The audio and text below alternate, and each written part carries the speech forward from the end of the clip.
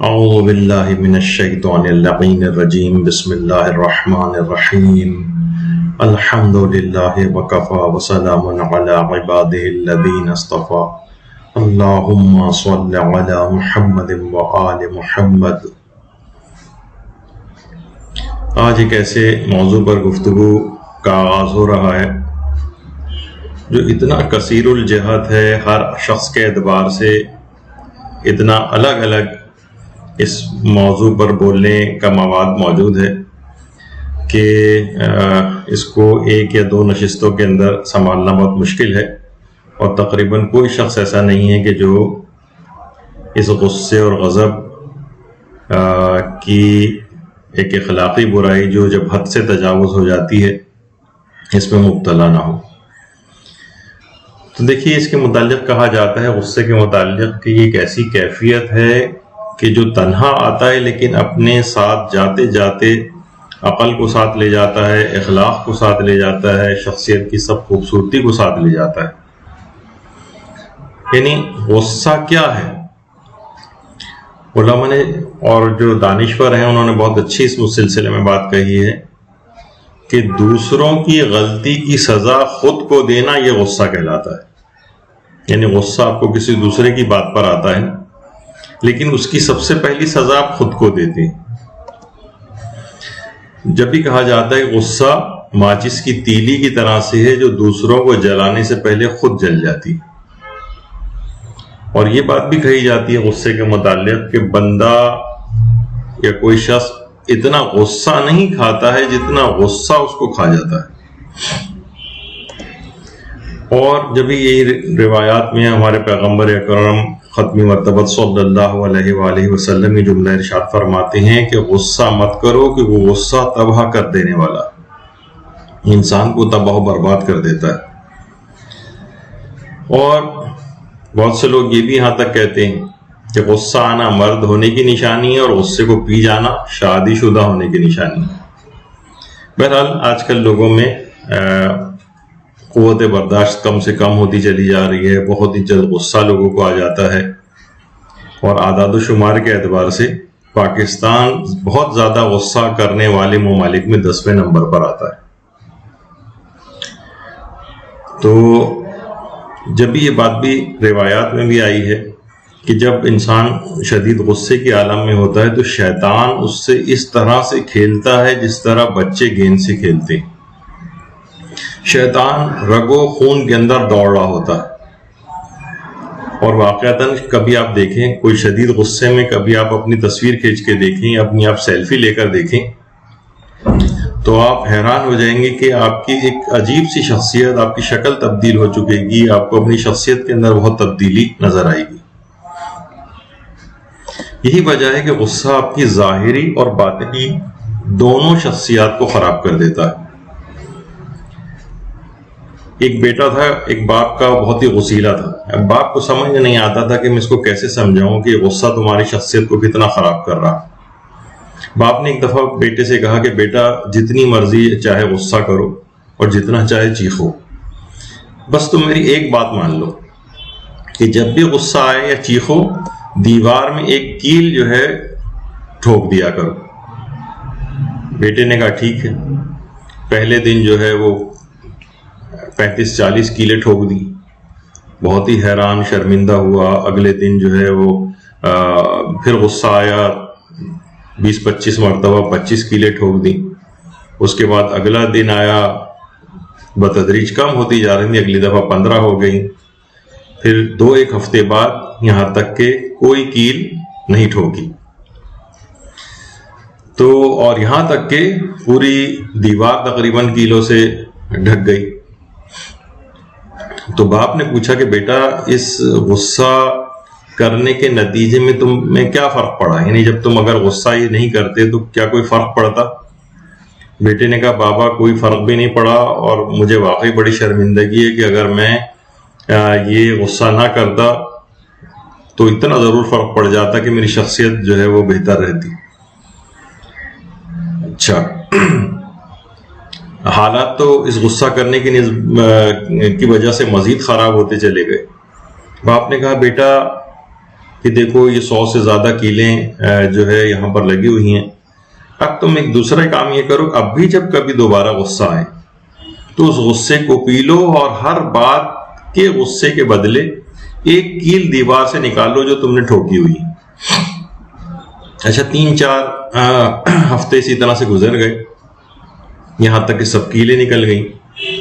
اچھا اس کے بعد جا کر باپ نے وہ دیوار دکھائی کہ بیٹا دیکھو کس قدر یہ دیوار بدنما اور بدصورت لگ رہی، اس طرح کے بے شمار اس کے اندر کیلیں اگر جو آپ ٹھوکی ہوئی اور اس کے بعد وہاں سے آپ نکالیں، تو باپ نے سمجھایا کہ بیٹا شیطان اس طرح سے تمہاری شخصیت کو داغدار بنا دیتا ہے، یہ سوراخ اس طرح تم غصہ کر کے دوسروں کے دلوں کو جو چھلنی کرتے ہو، ان کے دلوں میں سوراخ کرتے ہو، اس کے بعد وہ دل کبھی بھی تمہاری طرف سے صاف نہیں ہوتے، یعنی تمہاری شخصیت بھی اس دیوار کی طرح سے خراب لگتی ہے اور ان افراد کے دل بھی اسی طرح سے چھلنی ہوتے ہیں جو تمہاری طرف سے بعد میں کبھی صاف نہیں ہوتے۔ ممکن یہ ہے بہت زیادہ کہ وہ اس کا اظہار نہ کریں، لیکن بہرحال دل صاف ہونا بہت مشکل کام ہوتا ہے۔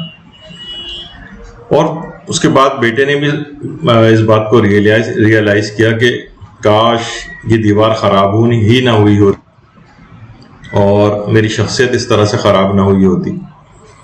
دیکھیے ایک چیز کہی جاتی ہے کہ غصہ جو ہے وہ پاگل ہوتا ہے، کہا جاتا ہے کہ غصہ پاگل ہے، جبکہ ایسا ہرگز بھی نہیں۔ غصہ بہت چالاک ہے، غصہ بہت عیار ہے، یہ ہمیشہ اپنے سے کمزور کے اوپر آتا ہے، ہمیشہ اپنے سے کمزور پر۔ اچھا مثلا وہ داماد جو آج مثلا سسر کے سامنے بہت چیخ رہا ہوتا ہے، چلا رہا ہوتا ہے، یہی سسر اگر کوئی بہت بڑا بدماش ہو مثلا اور اس کے ہاتھ میں گن ہو، پولیس اور یا فوج کا بہت کوئی اعلیٰ افسر ہو، آئی جی صاحب ہوں، بریگیڈیئر صاحب ہوں، جنرل صاحب ہوں کوئی، تو یہ داماد بہت ہی اچھا بچہ بن کے رہتا ہے اور پھر یہ کبھی غصہ نہیں کرتا۔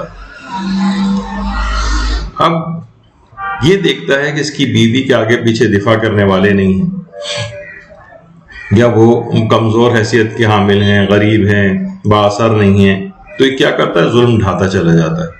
یعنی میں ایک معاشرے میں ایک طبقے کی مثال دے رہا ہوں، تو معاشرے میں کمزور مالی حیثیت والوں کا جو داماد ہے اس کا وہ چالاک غصہ فوراً نکل کر باہر آ جاتا ہے۔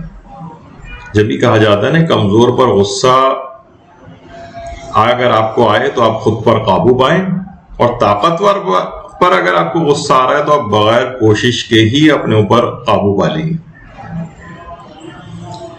تو دیکھنے میں بھی یہ چیز آتی ہے کہ بچوں پہ بھی ایسے افراد جو ہے بہت زیادہ غصہ کرتے ہیں، چیختے چلاتے ہیں، اور عام طور پر گھروں کے اندر جو بہت زیادہ غصہ کرتے ہوئے افراد نظر آتے ہیں، ان کی شخصیت کا ایک پہلو آپ اور دیکھیں گے کہ یہ باہر والوں کے لیے بڑے خوش اخلاق ہوتے ہیں، باہر والوں کے سامنے کافی میاؤں میاؤں کر رہے ہوتے ہیں۔ تو یہی وجہ ہے کہ یہ غصہ پاگل نہیں ہے، یہ غصہ بڑا عاقل ہے، یہ ہمیشہ اپنے سے کمزور پر آتا ہے، اور البتہ یہ ضرور ہے کہ انسان کے غصے میں اس کی عقل متاثر ہو جاتی ہے۔ یہی وجہ ہے کہ ہمارے حضرت امیر المومنین علیہ الصلوۃ والسلام یہ جملہ ارشاد فرماتے ہیں کہ غصے سے بچو کیونکہ اس کی ابتدا جنون سے ہوتی ہے اور انتہا جو ہے پشیمانی اور ندامت پہ ہوتی ہے، اس سے بچو ہمیشہ۔ اور یہی وجہ ہے کہ ہمارے پیغمبر اکرم ختمی مرتبہ صلی اللہ علیہ وآلہ وسلم یہ جملہ ارشاد فرماتے ہیں کہ غصہ ایمان کو اس طرح سے فاسد کر دیتا ہے جس طریقے سے سرکہ شہد کو فاسد کر دیتا ہے۔ اور بعض جگہوں کے اوپر تو یہ بات بھی آئی ہے کہ جس طرح ایلوا جو ہے وہ جو خاص قسم کا ایک انتہائی زہریلا پودا ہے، تو اس کو اگر آپ کسی شہد وغیرہ کے اندر بھی ڈال دیں تو اس کے اوپر بھی اس کی کڑواہٹ شہد کے اوپر بھی غالب آ جاتی ہے۔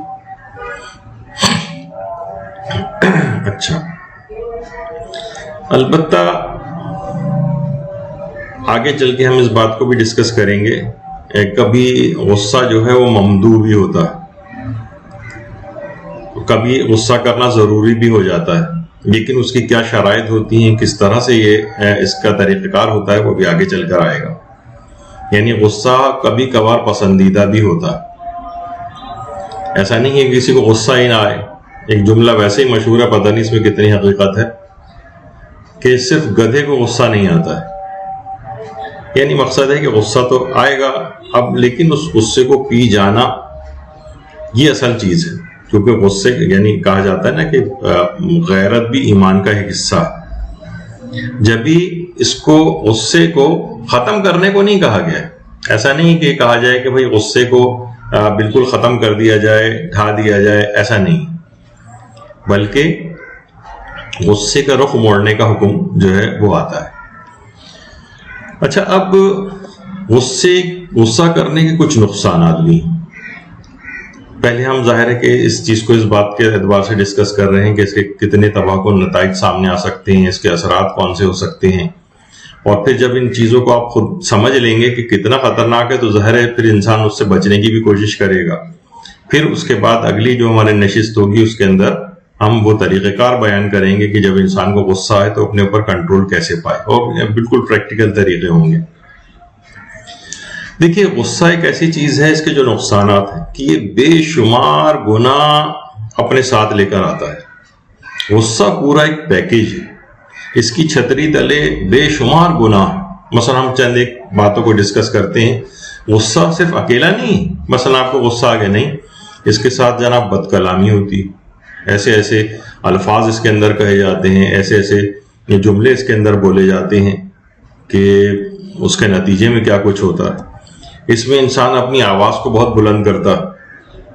ایک دفعہ بہت پہلے ہم نے اپنے ایک درس میں آیت اللہ فاطمی نیا کی گفتگو, ان کا ایک جملہ بیان کیا تھا کہ وہ گھر جس میں چیخنا چلانا یہ سب بہت زیادہ ہوتا ہے, وہاں سے پھر فرشتے وہاں سے چلے جاتے ہیں اور شیاطین وہاں پر بسیرا کر لیتے ہیں, اور انسان اپنے ماں باپ کے سامنے اپنی آواز کو بہت بلند کر رہا ہوتا ہے. روایات میں کس قدر اب ہم اس طرف نہ چلے جائیں کہیں, بہرحال اشارہ کرتے ہوئے گزرتے ہیں کہ بہرحال ماں باپ کے سامنے اگر کوئی شخص اپنی بہت آواز کو بلند کرے تو اس کی کوئی عبادت بھی قبول نہیں کی جاتی. یعنی صرف آواز کو بلند اگر کوئی شخص کر رہا ہے تو کتنا, ایک تو نقصان یہ کہ فرشتے وہاں سے جا رہے ہیں, شیاطین وہاں پر بسیرا کر رہے ہیں اس گھر کے اندر, اور والدین یا بزرگوں کے سامنے اس طرح سے آواز بلند کی جا رہی ہے تو عبادتیں قبول ہونا بند ہو جاتی ہیں. غصے کا جو پیکیج ہے اس میں چیخنا چلانا ہوتا ہے. اچھا دیکھیے, کہا یہ جاتا ہے کہ بچے بھی بہت جب کھیل کھیل میں بھی چیختے چلاتے ہیں, آپس میں کھیلتے وقت اور لڑتے وقت بھی چلاتے ہیں, لیکن بچے اس قدر شور نہیں کرتے جتنا ان کو چپ کرانے کے لیے مائیں شور کرتی ہیں. باقاعدہ اس متعلق ایک تحقیق ہوئی ہے, یعنی بچوں کے شور کو کم کروانے کے لیے مائیں جتنا چیختی ہیں اور ان سے زیادہ شور مچاتی ہیں, اس میں بچے بھی پیچھے رہ جاتے ہیں. تو عموماً گھروں کے اندر اس طرح سے آوازیں جو ہیں آ رہی ہوتی ہیں, تو وہ انسان ظاہر چیختا جو چلاتا ہے وہ غصے میں چیختا چلاتا ہے. بالکل اگر کوئی کول اینڈ کام بیٹھا ہو تو اس کو چیخنے چلانے کی ضرورت نہیں ہوتی. اچھا, پھر اس کے ساتھ ساتھ کیا ہوتا ہے کہ آگے جب معاملہ بڑھتا ہے تو اس میں گالیاں تک دی جاتی ہیں. اب ظاہر ہے گالیوں کی مثالیں تو نہیں دی جا سکتی یہاں پر, بہرحال گالیاں دی جاتی ہیں. وہ خود ایک کتنا بڑا گناہ, اور کچھ جو ذرا سافٹ قسم کی گالیاں جو بچوں کو عام طور پر دی جاتی ہیں وہ بھی ایک لحاظ سے مثلا بدبخت کہنا, کم بخت کہنا, یعنی یہ خود ایک بددعائیہ کلمات ہیں, یہ بھی زبانوں کے اوپر نہیں آنے چاہیے. اور جو اس کے بعد اور جو بڑی بڑی گالیاں ہیں ان کے تو اگر اسی کے ہم صرف عواقب بیان کریں تو پوری گفتگو اسی کے اوپر ہو جائے گی. تو نقصانات کے اندر کیا آتا ہے؟ غصے میں انسان گالی دیتا ہے, غصے میں انسان طنز کرتا ہے, تانے دیتا ہے. مومن کو پہ طنز کرنا, مومن پر تانے دینا, اس پہ پوری گفتگو ہو سکتی ہے. اتنی احادیث بیان کی جا سکتی ہیں کہ آدمی حیران ہو جائے کہ ہمارے صرف اتنے سے چھوٹے سے طنز اور تانے کے اوپر اتنا زیادہ گناہ ہے اس کا. نہیں, مومن کو طنز نہیں کیا جا سکتا, اس کو تانے نہیں دیے جا سکتے, لیکن یہ بھی غصے کے پیکیج میں ہوتا ہے. برا بھلا کہا جا رہا ہوتا ہے, وہ ہے نا کہ وہ جو ابھی آپ نے سنا برا بھلا سن, ظاہر ہے کہ کسی کو کہا جائے گا اس کے دل میں سوراخ ہوتے چلے جائیں گے, پھر اس کے بھی دل میں کینہ اور برائی آپ کی بیٹھتی چلی جائے گی. یعنی آپ کے بھی دل میں اس کی برائی بیٹھے گی, اور جس پر اپنا غصہ نکال رہے ہیں اس کے دل میں بھی آپ کی برائی بیٹھتی چلی جائے گی. اور مومن سے کینہ رکھنا, مومن سے اس انداز کی دشمنی کرنا, یہ خود کتنا ایک حرام اور ایک کتنا بڑا گناہ ہے. اسی پہ اگر احادیث پیش کی جائیں تو آدمی حیران رہ جائے کہ اچھا صرف دل میں کینہ صرف رکھنا ہے، یعنی ہم کسی سے کچھ کہہ بھی نہیں رہے، کچھ کر بھی نہیں رہے، لیکن پھر بھی اس کی برائی دل کے اندر بیٹھتی چلی جا رہی. یہ کینہ توزی یہ خود ایک بہت بڑی اخلاقی برائی ہے، یہ خود اسی کی چھتری کے نیچے ہے، غصے کے اندر. اور انسان کا واقعتاً اگر دل صاف نہ ہو، کتنے لوگ ایسے ہیں کہ ہمیں معاشرے کے اندر عبادات وغیرہ کرتے نظر آتے ہیں، کتنے لوگ، لیکن کیا کہا ہوتا ہے کہ لیکن اگر دل صاف نہیں تو کہا جاتا ہے کہ ماتھوں پر سجدوں کی محراب نہیں بنتی، فقط داغ پڑتا ہے. اس سے اتنا زیادہ فائدہ ان کو نہیں ہوتا. ٹھیک ہے، واجبات کی حد تک واجبات ان کے اتر رہے ہیں، لیکن جو اور مستحبات یا عبادات کی طرف جو وہ لوگ جو انجام دے رہے ہوتے ہیں، لیکن دل میں وہی کینے، وہی حسد، وہی ایک دوسرے کے خلاف برائیاں، وہی غیبتیں، وہی چیخنا چلانا اور ایک دوسرے کو برا بھلا کہنا. تو اس کا مطلب یہ ہے کہ صرف ماتھے پر سجدے کا محراب نہیں پڑا، یہ صرف داغ ایک لگ گیا ہے. اچھا، اسی کی چھتری کے نیچے سوء ظن بھی آتا ہے. سوء ظن، بدگمانیاں اس کے نیچے پلتی، جس پر بھی آپ غصہ کرتے ہیں وہ آپ سے ہمیشہ کے لیے بد ظن ہو جاتا ہے. اسی طریقے سے غصہ کا ایک نتیجہ قطع رحمی کی صورت میں نکلتا. قطع رحمی، رشتہ داروں سے تعلقات قطع ہو جاتے ہیں، غصے میں لڑائی جھگڑے ہوتے ہیں، تعلقات ہمیشہ کے لیے کٹ جاتے ہیں. اور خود اس قطع رحمی کا کتنا اس قدر نقصان ہے کہ عمریں کم ہو جاتی ہیں، انسان مصیبتوں اور بلاؤں کے اندر گرفتار ہو جاتا ہے. اور روایات کے اندر بھی یہ بات آئی ہے کہ نسلیں منقطع ہو جاتی، وہ تنقل لان الرحم، نسلیں منقطع ہو جاتی. تو قطع رحمی کے کس قدر نقصانات ہیں، وہ بھی اسی غصے کے اندر آتی ہے چیز. اچھا، غصے کے نتیجے میں پھر کیا ہوتا ہے؟ جب غصہ زیادہ بڑھتا ہے تو کبھی کبھار ہاتھا پائی ہو جاتی، مار پیٹ کی نوبت آتی. اور ایک چیز کبھی ہم نے معاشرے کے اندر دیکھی نہیں کہ اگر مار پیٹ ہو بھی جائے تو کیا ہوتا ہے کہ کبھی دیت دینا پڑتی ہے، کبھی زیمان دینا پڑتا ہے. جسمانی نقصان کیا ہے تو دیت دینا پڑے گی. مثلا کوئی چیز جسم کو اس نے اس طرح سے کیا کہ خون نکل آیا، جسم کا کوئی چیز چھل گئی، چہرے کے اوپر اگر ایسا کیا ہے، تھپڑ وغیرہ مارا ہے، وہ سرخ ہو گیا ہے تو الگ قسم کی دیت ہے. جسم کے اور دیگر حصوں کے اوپر اگر اس طرح سے کوئی نشان پڑا ہے تو اس کی دیت الگ ہے. خون نکل آیا تو الگ ہے، ہڈی وڈی ٹوٹ گئی تو الگ ہے. بہت اس کی ایک الگ تفصیل ہے جو آج تک معاشرے میں دیکھا نہیں جاتا ہے کہ بس لوگ بہت ہوا تو معمولی سی ایک دوسرے سے بس ایکسکیوز وغیرہ کر لیتے ہیں، لیکن دیت دیتے نہیں نظر آتے ہیں، نہ اس کے اوپر کسی کو اس کا خیال ہوتا ہے. اچھا، اور جو کوئی اگر مالی نقصان کیا ہے، مثلا غصے میں کوئی چیز توڑ دی ہے کسی کی، اب اس کا زیمان دینا پڑتا ہے. یعنی دیت جسمانی نقصان کے بدلے ہوتی ہے، زیمان مالی نقصان کے بدلے ہوتا ہے. تو دیت اور زیمان یہ بھی چیز ہوتی ہے، اور یہ نہیں انسان دے تو یہ مقروض رہے گا، تاکہ اگر مر گیا تو اس کے مال سے نکال کر میراث بعد میں تقسیم ہوگی، پہلے یہ سب چیزیں نکال کر دی جائیں گی. یہ بھی کسی کو آج تک ہم نے ادا کرتے نہیں دیکھا ہے. اسی طرح مثلا غیبتیں، تہمتیں، الزامات کا ایک چیپٹر کھل جاتا ہے. یعنی کسی پہ بھی آپ غصہ کرتے ہیں تو وہ آپ کی غیبتیں کرتا ہے، آپ اس کی غیبتیں کرتے ہیں، وہ آپ پہ تہمتیں لگاتا ہے، آپ اس پہ تہمتیں لگاتے ہیں. الزامات ایک شیطانی ایک پنڈورا باکس کھل جاتا ہے. تو یہ بھی اسی غصے کی ابتدا، ان تمام گناہوں کی ابتدا اسی غصے سے ہوتی. اسی طرح مثلا چغل خوری کا گناہ، اس کی کوئی برائی آپ کو پتہ چل گئی، ادھر سے ادھر آپ بات لگا رہے ہیں اس شخص کی دوسرے سے لڑائی کروانے کے لیے. بہت سارے اس طرح کی چیزیں وہ بھی اسی کے اندر آتی ہیں. جھوٹ کا بھی انسان سہارا لیتا ہے، یعنی اپنی طرف سے بڑھا چڑھا کر اس کے متعلق باتیں کرنا، یہ بھی اسی کے اندر آتا ہے. جھوٹ کے خود یہ دیکھیے اپنے کے کتنے زیادہ اس میں گناہ بڑھتے چلے جا رہے ہیں.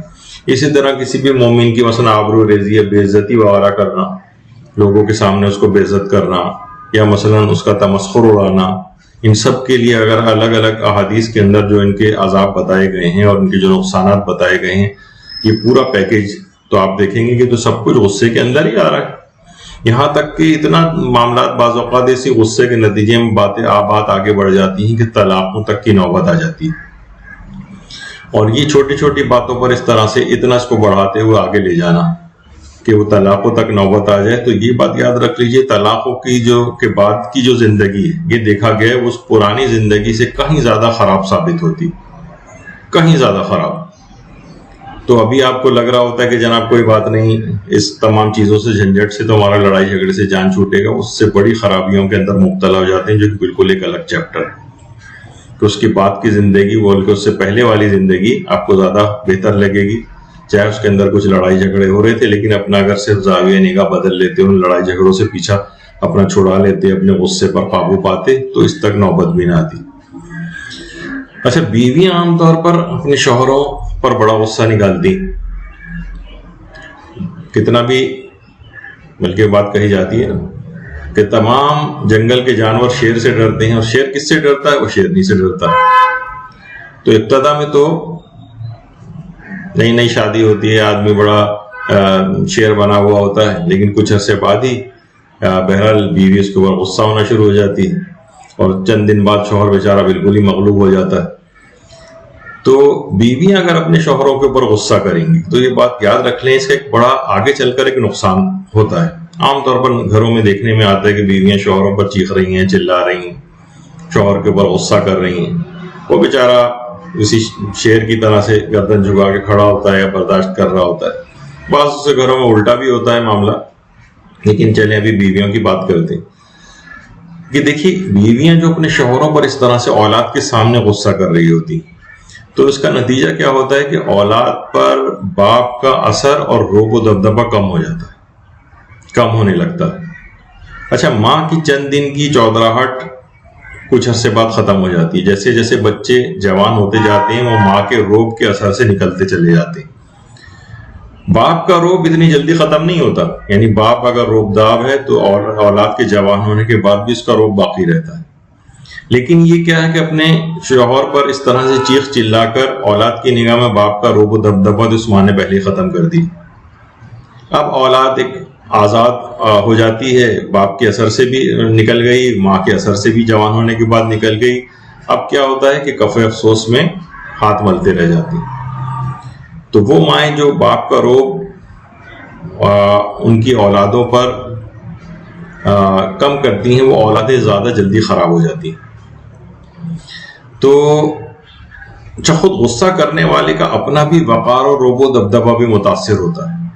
یعنی آپ بہت زیادہ جب آپ غصہ کریں گے، بار بار اولاد کے اوپر غصہ کریں گے تو کیا ہوگا کہ بچہ بھی اگر ہے یا جوان بھی اگر ہے تو وہ پلٹ کے آپ کو جواب دینے لگے گا، اور 2 3 4 دفعہ وہ دیکھے گا تو آپ کے بھی غصہ کرنے پہ وہ بھی جواباً آپ پر غصہ کرے گا. تو نتیجہ کیا ہوگا کہ خود آپ کا اپنا وقار اور رعب و دبدبہ متاثر ہوگا.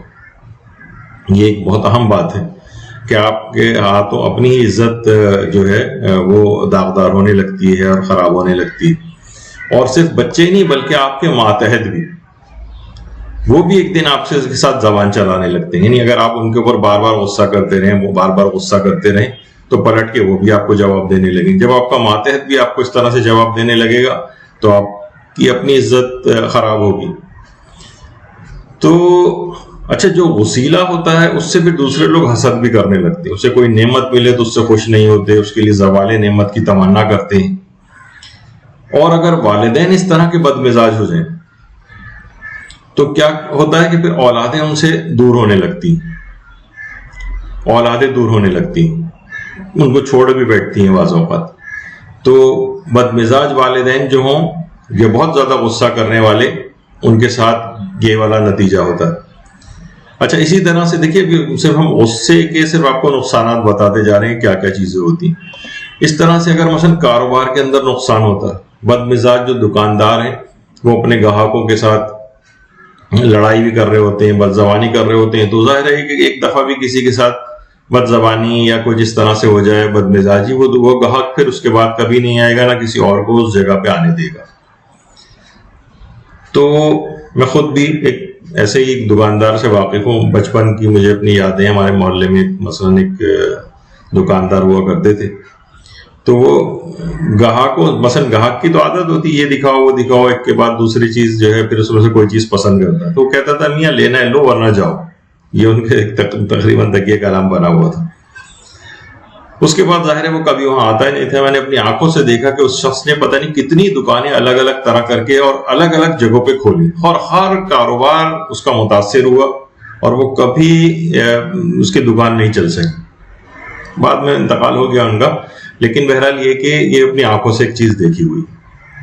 تو بہت زیادہ غصہ کرنے والے مثلا اگر وہی ظاہر شخصیت میں غصہ تھا تو وہ اپنے دکان میں گاہکوں کے اوپر بھی کبھی کبھار نکالتے تھے اس انداز سے، تو وہ گاہک بھی آنا ان کے پاس بند ہو جاتے تھے.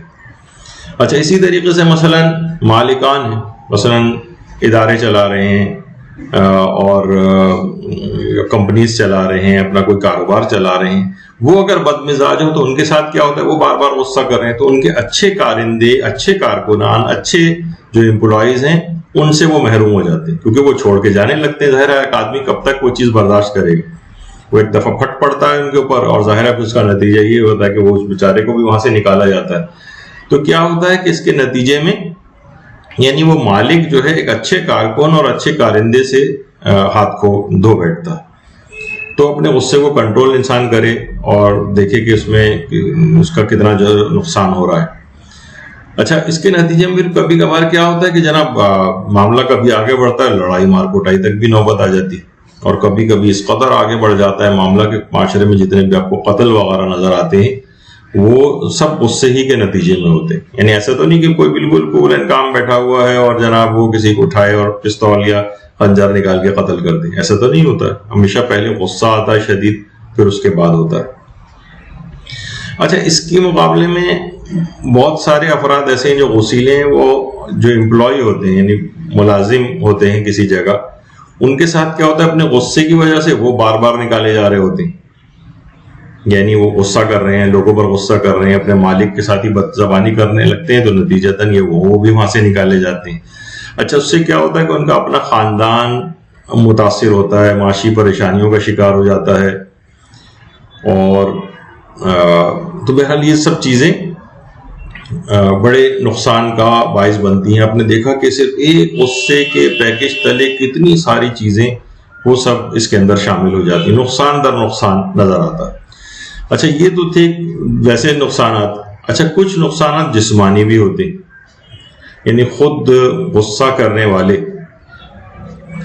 ان کے اوپر جسمانی نقصانات ہوتے ہیں، اور جن پر وہ اپنا غصہ نکال رہے ہوتے ہیں ان کے اوپر بھی جسمانی نقصانات ہوتے ہیں. بہت سی اس میں تحقیقات ہوئی ہیں اور کہا جاتا ہے کہ 1 منٹ کا غصہ 4 سے 5 منٹ تک آپ کی قوت مدافعت یا امیون سسٹم کو بہت کمزور کر دیتا ہے. 1 منٹ کا غصہ 4 سے 5 منٹ تک، اور بہت سے لوگوں کے غصے کے دورانیے بہت طویل ہوتے ہیں، تو آپ سوچیں گے امیون سسٹم ان کا کتنا کمزور ہو جائے گا. اچھا جیسے ہی آپ کو غصہ آتا ہے آپ کے جسم سے کچھ ہارمونز بھی ریلیز ہوتے ہیں. مثلا ایڈرینلین ایک ہارمون ہے، کورٹیسول ایک ہارمون ہے، نور ایڈرینلین ایک ہارمون ہے. لیکن ان سے ہوتا کیا ہے پھر؟ مثلا بلڈ پریشر جو ہے وہ آپ خود دیکھتے ہیں کہ جب آپ کو غصہ آتا ہے آپ اپنا بلڈ پریشر اسی وقت چیک کریں، آپ کا بلڈ پریشر بڑھا ہوا ہوگا. دل آپ کا زور زور سے دھڑک رہا ہوتا ہے، ٹیکی کارڈیا، جس آپ کے دل کو بڑا ایفرٹ کرنی پڑ رہی ہوتی ہے. سانس آپ کا بہت تیزی سے آنے جانے لگتا ہے، آپ کو پسینہ آنے لگتا ہے، ہاٹ فلشز ہونے لگتے ہیں. آپ اسی وقت اپنے منہ پہ ہاتھ لگا کے دیکھیں، آپ کا منہ گرم آپ کو محسوس ہوگا، آپ کے ہاتھ کانپنے لگیں گے. اور جتنی جلدی بار بار آپ کو غصہ آئے گا اتنا ہی آپ کے جسم سے سٹریس ہارمونز، یہ جو 3 ہارمون کے میں نے اس سے پہلے نام لیے تھے، ایڈرینلین، نور ایڈرینلین اور کورٹیسول، یہ تینوں ہارمون اسٹریس ہارمونز کہلاتے ہیں. یہ اسٹریس کی صورت میں ان کے جسم سے یہ بار بار اگر نکلتے ہیں تو اس جسم کو نقصانات بھی پہنچاتے ہیں. اور بار بار نکلنے سے کیا ہوتا ہے، ان کی قوت مدافعت کم ہوتی چلی جاتی ہے انسان کی. آپ نے دیکھا تھا 1 منٹ کا صرف 4 سے 5 منٹ تک آپ کی قوت مدافعت کم ہوتی ہے فقط 1 منٹ کے غصے سے. اور بار بار اگر کسی کو اس طرح سے غصہ آ رہا ہو تو اس کی قوت مدافعت کم ہوتی چلی جاتی ہے. اب اس میں انفیکشنز کے لگنے کے بھی امکانات ہوں گے، اس کو بخار بھی ہوگا، اور آج کل جو کووڈ وغیرہ کا جو جرثومہ آپ کے سب کو پریشان کیے ہوئے ہے وہ بھی اس میں جو ہے اپنے کارنامے دکھائے گا. تو اس سے بھی اپنے آپ کو بچانا ہے. اچھا اب جتنا آپ کا اسٹریس بڑھے گا، یعنی اس سے پہلے ابھی تک کیا بات ہوئی کہ آپ کی قوت مدافعت کم ہوگی تو آپ پہ جراثیم حملہ کریں گے، جیسے کووڈ اور اس طرح کی اور چیزیں. لیکن جتنا سٹریس بڑھے گا وہ آپ کے اپنے دل کے لیے بھی نقصان دہ، دل کے لیے نقصان دہ. ایسا زور زور سے دل دھڑکتا جا رہا ہے آپ کا، غصے کی وجہ سے آپ کے اسٹمک پہ اثر پڑتا ہے، آپ کو ایسیڈیٹی، بہت سے لوگوں آپ خود غور کریں ان کو ایسیڈیٹی ہونے لگتی. اچھا بار بار اگر ایسیڈیٹی ہو تو آپ کی اسٹمک کی پرابلمز، پیٹ کی اور پرابلمز آپ کے ساتھ جو ہے وہ شروع ہو جاتی. تو اس اسٹریس سے، جب یہ اسٹریسفل جو لائف اسٹائل ہے وہ بھی پیپٹک السر، جو معدے کے السر وغیرہ کا کاز جو ہے وہ ہوتا ہے. اسی طرح سے مثلاً بہت زیادہ لوگوں کو ہو جائے تو اکثر معاشرے میں دیکھنے میں بھی آتا ہے، اس وقت ہی فلموں میں نہیں ہوتا بلکہ عام طور پر زندگی میں بھی ہوتا ہے کہ اتنا زیادہ غصہ ہو کہ دل کا دورہ پڑ گیا. بہت سے افراد ایسے ہوتے ہیں کہ جن کو مثلاً فالج ہو جاتا ہے، فیشیل پالسی ہو جاتی ہے، آپ نے دیکھا ہوگا، یا اور جو فالج وغیرہ، اسٹروک جسے کہا جاتا ہے، وہ ہو جاتا ہے لوگوں کو. تو وہ بار بار کے غم و غصے سے بلڈ پریشر بھی بڑھ رہا ہے، اس کے نتیجے میں یہ سب کچھ ہو رہا ہے. اچھا جو ایسے افراد جو غصیلے زیادہ ہوتے ہیں ان کی عام طور پر نیند بھی اتنی اچھی نہیں ہوتی، ان کو، ایسے افراد کو صحیح طور پر نیند بھی نہیں آتی، سر میں درد جو ہے ان کے اکثر ہو جاتا ہے. تو ظاہر ہے کہ جب وہ ہارمون سیکریٹ ہوتے ہیں اس طرح سے تو اتنا زیادہ اس کے اگر صرف، لیکن وہ پھر میڈیکل درد بن جائے گا، اس وجہ سے میں اس کی طرف نہیں جا رہا ہوں. لیکن بہرحال جسم پر بڑے ہارمفل قسم کے افیکٹ ہونے لگتی. اور یہاں تک کہ یہ بھی چیز کہی جاتی ہے، اور اس پہ تحقیق ہوئی ہے، ایک تحقیق ہوئی ہے باقاعدہ، اس پہ بھی اگر آپ سرچ کرنا چاہیں، کہ زیادہ غصہ کرنے والے افراد جلدی مر جاتے. جس طریقے سے پیٹو کے لیے کہا جاتا ہے، یعنی بہت زیادہ کھاتا ہو، جاپانی کہاوت ہے کہ وہ اپنے دانتوں سے اپنی قبر کو کھودتا ہے. تو اسی طرح سے غصیلا جو شخص ہے یہ بار بار جلدی جلدی غصہ کر کے اپنے جلد قبر میں جانے کا سامان کر رہا ہوتا ہے، بار بار جلدی جلدی غصہ کر کے. جس طرح دیکھیے ابھی آپ نے سنا کہ 1 منٹ کا غصہ 5 منٹ تک تقریباً آپ کی امیون سسٹم کو کمزور کر رہا ہے. اسی طرح سے کہا جاتا ہے 1 منٹ کی ہنسی یہ 24 گھنٹے تک آپ کی قوت مدافعت کو تقویت پہنچاتی. 1 منٹ کی ہنسی، وہ تو صرف 5 منٹ تک امیون سسٹم کو، یعنی اگر انسان، بہتر ہے کہ انسان ہنسی خوشی رہے، دوسروں کو بھی ہنسی خوشی جینے دے، اس کی اپنی بھی زندگی بہتر ہوگی، دوسرے بھی اس کی وجہ سے ان کی بھی زندگی طویل ہوگی. ورنہ یہ خود بھی اپنے جب بھی جلدی جانے کا سامان کرے گا اور دوسرے کو بھی غم و غصے میں مبتلا کر کے، یہی چیزیں جب وہ ظاہر غصہ کرے گا اور دوسرے کو بھی غصہ آئے گا تو جتنے نقصانات ابھی تک آپ نے سنے وہ دوسرے کو بھی اٹھانے پڑیں گے. اچھا غصہ کرنے والے کے ساتھ ایک اور چیز بھی ہوتی ہے کہ غصہ کرنے والا اکیلا اور تنہا رہ جاتا ہے. لوگ اس سے گھبراتے ہیں، اس کا ساتھ چھوڑ دیتے ہیں. ایک بہت بڑا نقصان یہ ہے. اور ایک اور بڑا نقصان یہ ہے کہ غصے میں کیا جانے والا ہر فیصلہ غلط ہوتا. غصے میں کی، اس کی بھی ایک وجہ بھی آگے چل کر آج یا اگلی والی نشست میں آئی.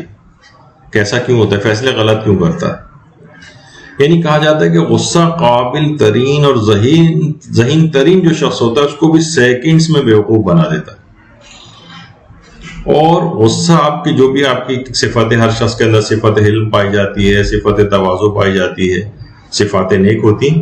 غصہ آپ کی ان تمام صفات کو منٹوں کے اندر ضائع کر دیتا ہے. اس وقت آپ ان صفات کے حامل نہیں رہتے، غصے نے آ کے اس کو تباہ برباد کر دی. اچھا یہ غصہ جو ہے یہ آپ کے خاندانی روابط کو تلخ بنا دیتا. خاندانی آپس میں خاندانی روابط تلخ ہو جاتے ہیں. خاندان سے انسان کو کتنا زیادہ ایک دوسرے سے سہارا ہوتا ہے اگر ان کے روابط مضبوط ہوں، ایک دوسرے سے کتنی مدد ملتی ہے. اور لڑائی جھگڑے تلخیاں اختیار کر کے، قطع تعلق کر کے انسان اپنے ان تمام فائدوں سے اپنے آپ کو کھو دیتا ہے، ان کو اپنا دشمن بنا لیتا ہے، اپنا مخالف بنا لیتا ہے. وہ جو آپ کے بالوں پر تھے، روایت میں یہ آیا کہ جو آپ کو مضبوط بناتے تھے انہی کو آپ نے اپنی مضبوطی اور طاقت کو کھو دیا. کیوں؟ لوگ قبائل کے اندر رہا کرتے تھے، قبیلوں سے ایک طاقت ہوتی تھی قبائلی سسٹم میں پہلے زمانے میں. بلکہ عرب معاشرے کے اندر تو قبیلے کے ساتھ نہ رہنا گویا اپنے آپ کو قتل کروا دینا تھا. یعنی جو کسی قبیلے کے انڈر کے اندر نہیں رہتا تھا تو بالکل ایک ایسی ایک عام آدمی ہوتا، اسے کوئی بھی قتل کر سکتا تھا، اس کا کوئی مال لوٹ سکتا تھا. تو لیکن خاندانی روابط اگر ہوتے ہیں اور اس طرح سے انسان اپنے آپ کو مضبوط کرتا ہے تو اس کی اہم موقعوں کے اوپر اس کو مدد ملتی. خاندانی روابط یہ غصہ آپ کے خراب کروا دیتا ہے. معاشرے کے اندر کتنے جوان ہیں ہمیں دیکھتے ہیں کہ اینگری ینگ مین بنے گھوم رہے ہیں, بات بات پر غصہ آ رہا ہے, بات بات پر غصے سے پھٹے جا رہے ہیں. یہ کیا ہوتا ہے؟ یہ نقصان پہنچانے والی چیزیں. یہ بھی کہا جاتا ہے کہ غصے کا ایک بہت بڑا نقصان یہ ہے کہ غصہ کے وقت دماغ کام کرنا بند کر دیتا ہے لیکن زبان غلط کام کرنا شروع کر دیتی ہے. یعنی وہ زبان اپنی تمام آفات کے ساتھ ایک انگڑائیاں لے کر بیدار ہوتی اور اپنے شخصانے اپنی تمام آفات لے کر اور وہ حملہ آور ہو جاتی ہے جو اس سے پہلے آپ نے سنی. غصے و غضب میں انسان اپنی حدود سے تجاوز کر جاتا ہے. دیکھیے یہ تو صرف پروردگار عالم کی ذات گرامی ہے جو حالت غضب میں بھی عدالت کو ہاتھ سے نہیں چھوڑتی. یعنی البتہ کیفیات اس پر غلبہ ہی نہیں پا سکتی, وہ پروردگار عالم کی ذات ہے. شیطان نے بھی علماء فرماتے ہیں جب بھی عین حالت غضب الہی کی وقت ایک درخواست کی تھی جو قبول کر لی گئی تھی, وقت معلوم کی مہلت دی گئی تھی. ورنہ کسی بھی موقع پر مثلا آپ کو پتہ ہے کوئی شخص آپ کے اوپر بہت غصہ ہو رہا ہے تو آپ اس سے کبھی کوئی فرمائش کر کے دیکھیں, کبھی کوئی فرمائش پوری کرے گا آپ کی, بلکہ اپنی جائز بات کو بھی نہیں مانے گا. لیکن پروردگار عالم پہ وہ کیفیات غالب نہیں ہوتی, وہ اپنی حدود سے تجاوز بھی نہیں کرتا ہے, وہ خالق دو عالم ہے. تو اس نے عین حالت غضب میں بھی جب شیطان کو راندہ جا رہا تھا اس وقت بھی اس کی درخواست وقت معلوم تک کی مہلت کی قبول کر لی گئی تھی. اور روایات میں یہ بات بھی آئی ہے کہ دیکھیے گھر میں غصہ کرنا گویا اس کو ویران کر دینا.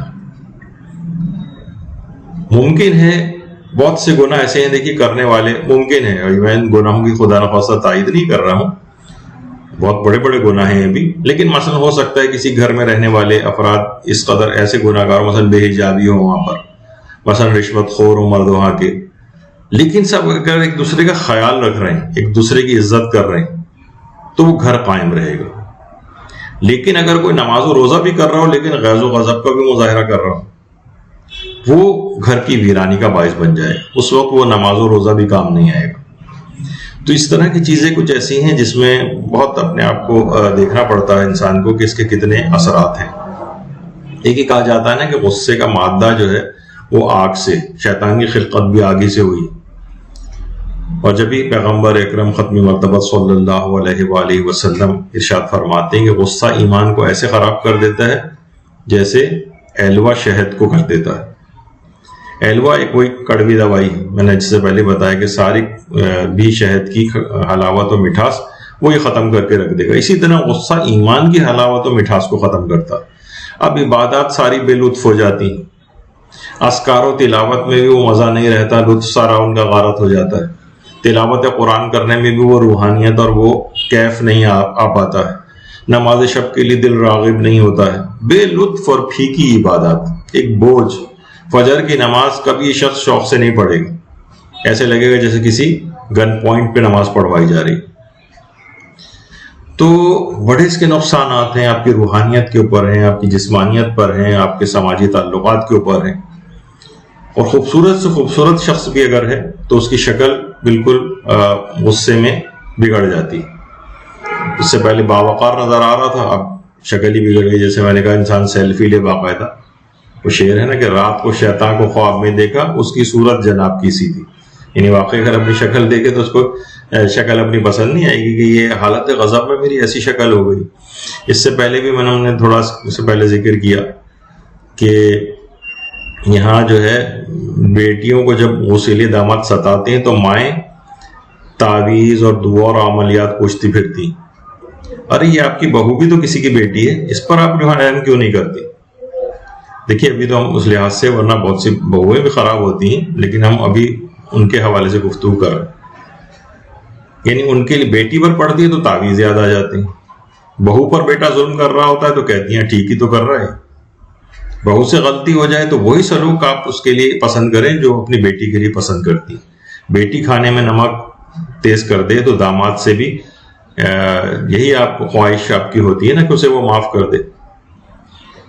تو بہرحال ساسیں جو ہیں اس لحاظ سے ناراض ہو جاتی ہیں. بہو کا ذکر ہو رہا ہوتا ہے, لیکن بہو بھی بہت سی بہویں بھی ایسی ہیں کہ وہ بھی مثلا سسرال کی برائیاں آ کر رہی ہوتی ہیں. بلکہ بات بھی کہی جاتی ہے کہ ساس کی اور سسرال کی برائیوں کی رپورٹنگ اس طرح سے کرتی ہیں اس طرح جیو اور ARY کی رپورٹنگ ہوتی، اور میکے کی رپورٹنگ کے وقت وہ PTV بن جاتی ہیں. تو بہرحال یہ معاشرے کے اندر نظر آ رہا ہوتا ہے. جس طرح کورونا کے متعلق بات کہی جاتی ہے کہ کورونا فقط ددیال والوں سے پھیلتا ہے، ننیال والوں سے نہیں پھیلتا ہے. تو یہ سب چیزیں دیکھیے اس طرح سے ہیں. اچھا دیکھیے غصہ جو ہے اس کی ابھی تو آپ نے نقصانات کتنے سنے، غصے کی کچھ وجوہات بھی. جب تک وجوہات کو آپ دور نہیں کریں گے تب تک مسئلہ حل نہیں ہوگا، کیونکہ ہم اگلا درس اس موضوع کے اوپر لے کر جائیں گے کہ غصے کے اوپر قابو کیسے پائیں، اس کا رخ کیسے تبدیل کریں، اور پریکٹیکل چیزیں ہوں گی، کوئی ایسی فلسفیانہ ٹائپ کی چیزیں نہیں ہوں گی. تو غصے کی وجوہات کیا ہیں؟ دیکھیے پہلی وجہ تو یہ ہے بیجا توقعات. یہ بہت بڑا ایک، اگر جب بھی آپ اپنے غصے کی وجوہات کا بالکل دیانتداری سے ٹھنڈے دماغ کے ساتھ جائزہ لیں تو یہ بات کہی جاتی ہے کہ غصہ جو افراد کرتے بھی ہیں نا تو وہ دیکھیں گے 80 سے لے کر 90% جتنا بھی آپ نے غصہ کیا ہوگا اس کی کوئی عقلی بنیاد نہیں ہوتی. مثلا مثال دیتا ہوں کہ کسی بچے سے کوئی ٹوٹ جائے آپ کو فوراً غصہ آ جاتا ہے، اس قدر غصہ، چیخنا چلانا بچے کے اوپر. تربیت اولاد میں بھی ہم نے ایک بات کہی تھی کہ ہم اس طرح سے چیخ چلا کے ممکن ہے کچھ چیزیں بچا لیں لیکن بچہ ضائع کر دیں گے. تو یہ چیخنا چلانا، آپ خود سوچیں کہ کیا وہ چیز اتنی اہم تھی؟ مثلا ایک گلاس شیشے کا ٹوٹ گیا تھا جس میں آپ اتنے چیخیں چلائیں، خواتین عام طور پہ زیادہ کر رہی ہوتی. پلیٹ ٹوٹ گئی، اس کے ہاتھ سے پھسل گئی، اب آپ نے چیخنا چلانا، گالیاں بکنا اس کو یہ سب شروع کر دیا. کیا یہ کام آپ کے ہاتھ سے نہیں ہو سکتا تھا؟ کیا ماں باپ کے ہاتھ سے کبھی کوئی چیز نہیں ٹوٹی؟ تو ایک بے بنیاد غصہ ہے، ایک غیر اہم بات پر غصہ ہے. اس چیز کی کاسٹ بھی اگر آپ نکالیں 150 روپے کی، 200-400 روپے کی، وہ اتنا آپ اس سے کوئی دیوالیہ نہیں ہو جاتے کہ وہ نقصان آپ کے لیے اتنا بڑا نقصان ہے کہ اس کے لیے آپ کوئی بھی دوسرا بڑا نقصان برداشت کر لیں. تو ایک غیر اہم بات پہ غصہ ہے. ایک بیجا توقع تھی کہ اس کے ہاتھ سے کبھی کوئی چیز نہ ٹوٹے، نہیں، ہمارے ہاتھ سے کتنی دفعہ ہو جاتا ہے.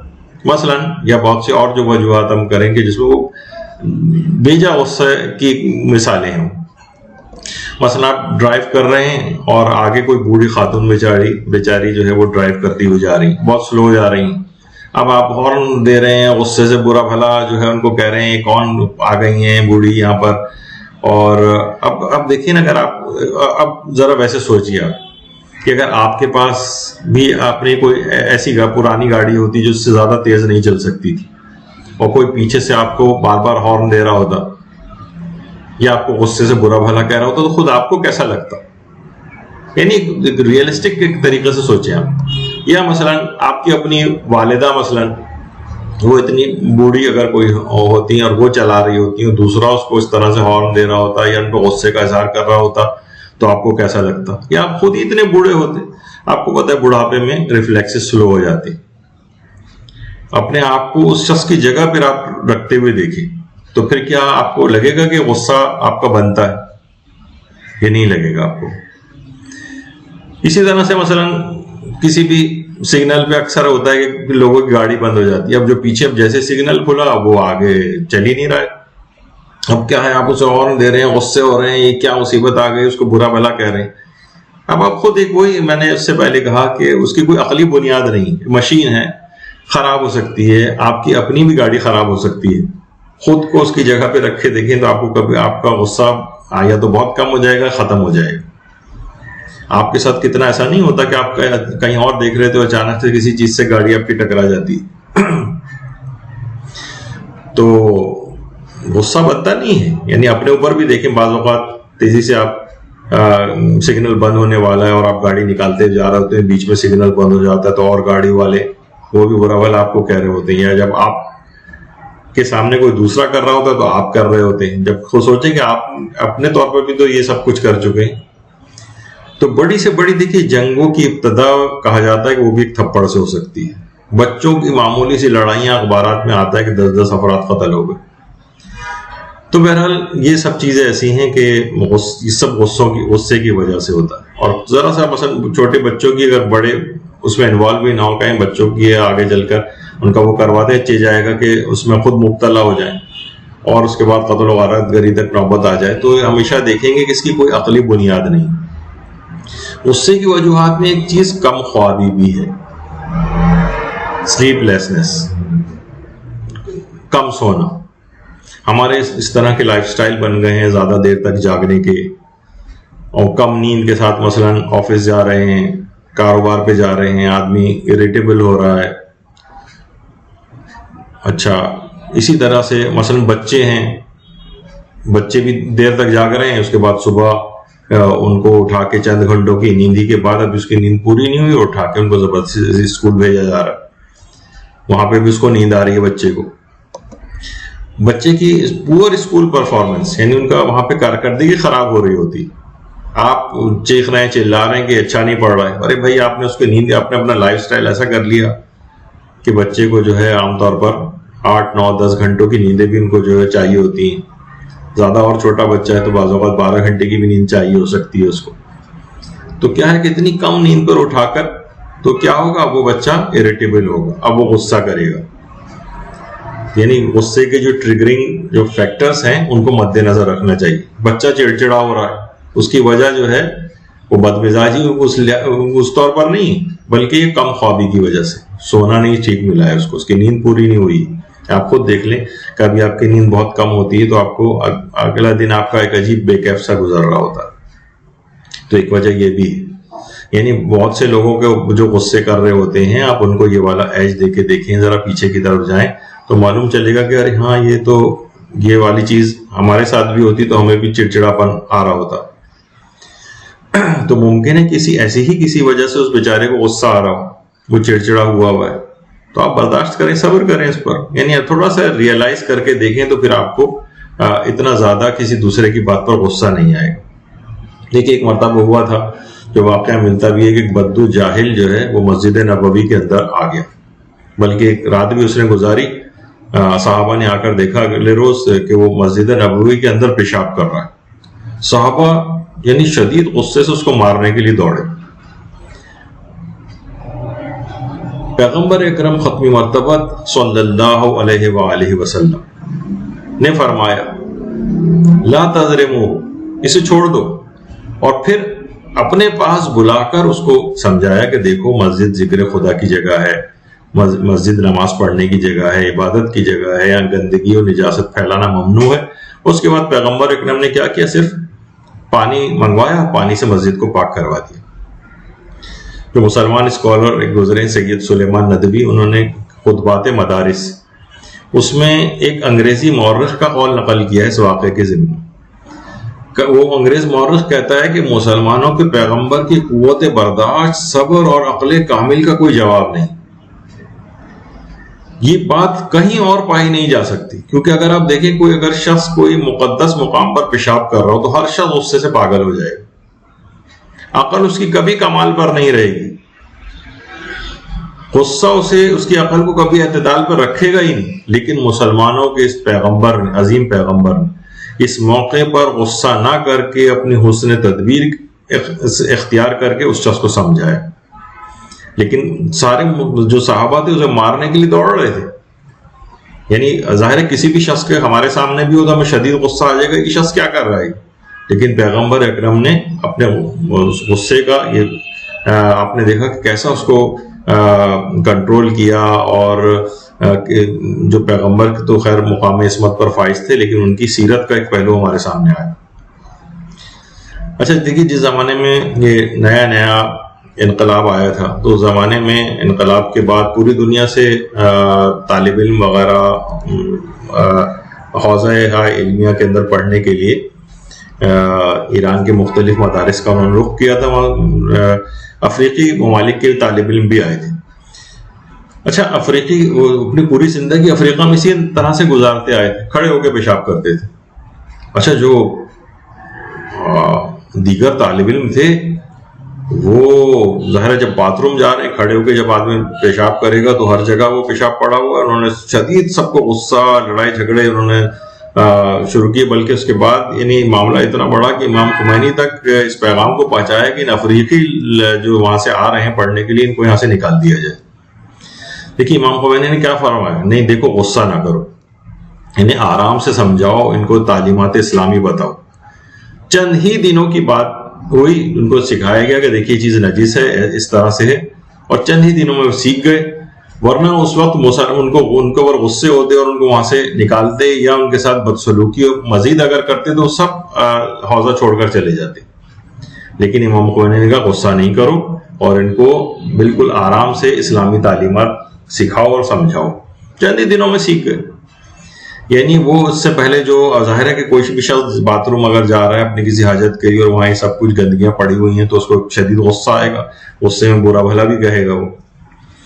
اچھا دیکھیے دینی طالب علموں اور علماء وغیرہ کو بھی غصہ آ سکتا ہے۔